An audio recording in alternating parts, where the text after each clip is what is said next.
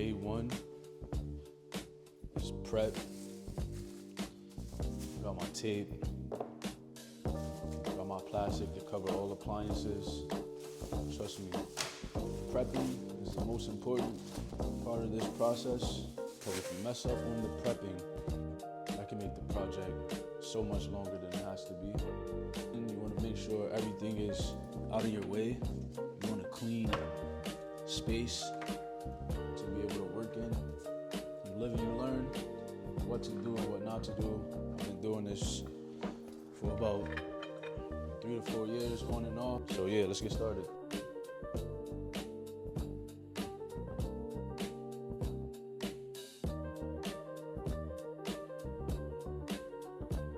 So now I'm going to make a pathway for me if I need to get in and out the house. In case I do get epoxy on my feet, I'll have somewhere to walk to.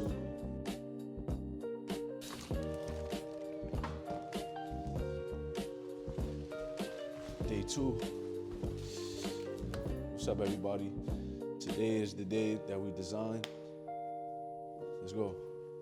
One important thing that I forgot to mention yesterday, we want to make sure that the temperature is between 70 and 75. I think 75 being a sweet spot, but I know that can be hot if you're living in the house. Right now I'm doing a home where the owner hasn't moved in yet. So I'll put the heat to about 70. The heat is on 71. I'm probably gonna turn it up to about 72.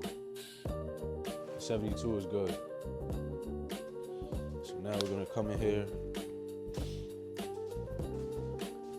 So the first thing I'm gonna do, the countertops are already white, so I don't necessarily need to paint over this. I still will go through and see if there's any spots I need touch-ups. We'll cover up any spots or stains that need to be covered up. I may do like one coat, or I might just go through and cover up the spots that need to be covered. Before I start painting, I'm gonna go through with this sandpaper, 220 grit, not too rough, not too fine.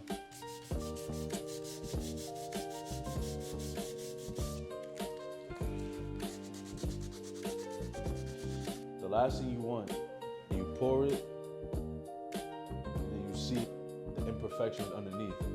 That can be covered up. So for example, I'm doing white and gray, right? It can be covered up with the gray. You know, if it happens while you're doing the pour, and maybe you didn't see it as you were prepping, get your dark color, you go over it with the dark color, and you can't see it. You know, once the design is there, you won't be able to really see it.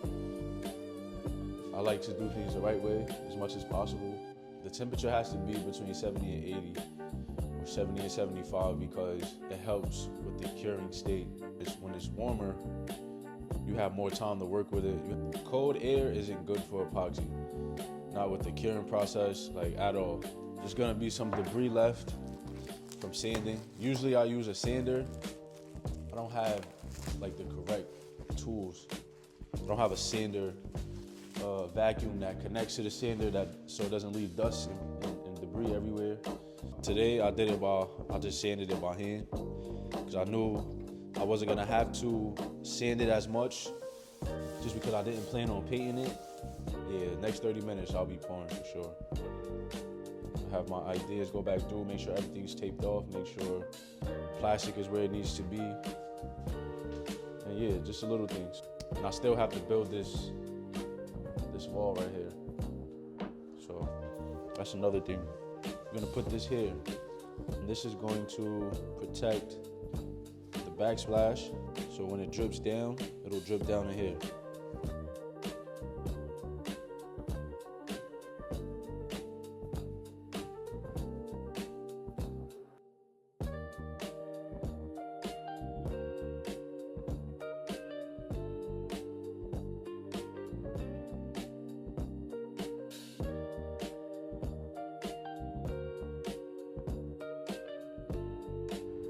Now it's time for the fun part. We'll get the buckets, we'll get the epoxy, and we'll get the mixing, then we'll get the pouring. I use a 5-quart bucket. They go up to 128 ounces. One of the most important things before you start mixing anything is to mask up. So this will be my mixing station. Half part A, half part B. I like to start with B first. It's easier to mix.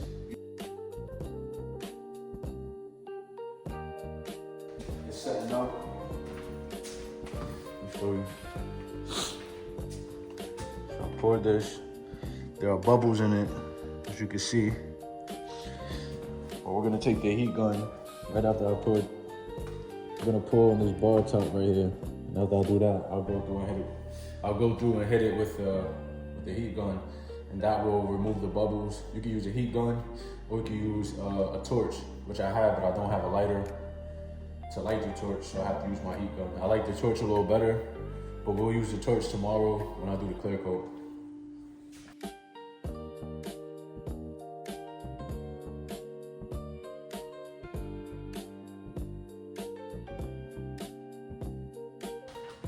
My hands get a little sticky when I'm doing this. I didn't set the camera up so you guys can see me actually do the epoxy. But the epoxy is done. I have to do this one right here, so I was able to bring the camera over. I'll show you guys what I have. It goes with the backsplash.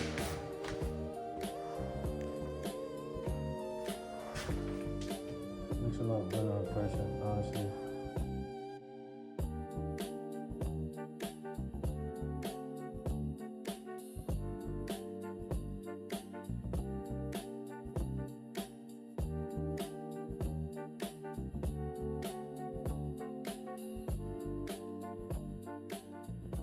So far, so good. So we're back the next day. As you can see, there are drips underneath the countertops. Now I'm going through and I'm seeing them down.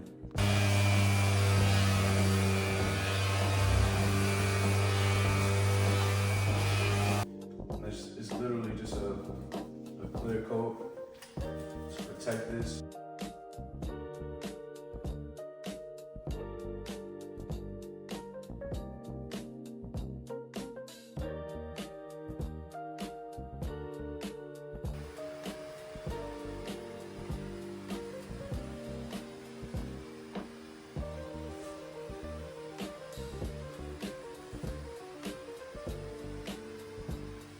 Swipe back and forth, like so.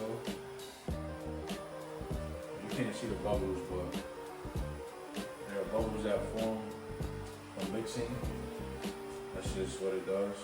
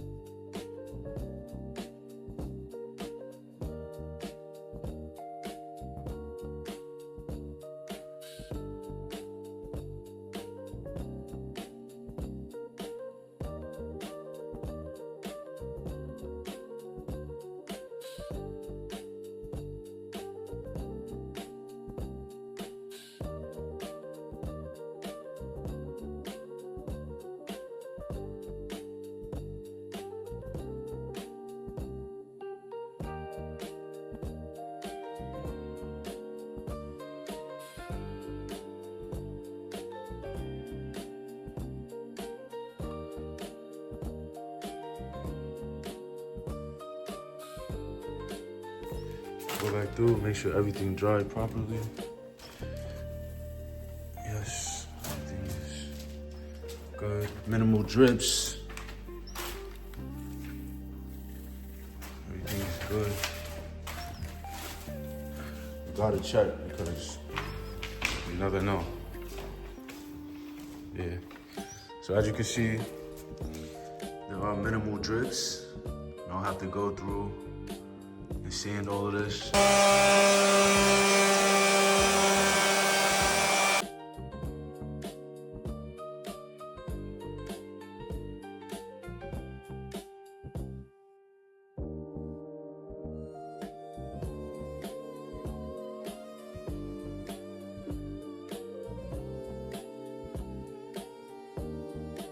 only thing left to do now is just to clean up.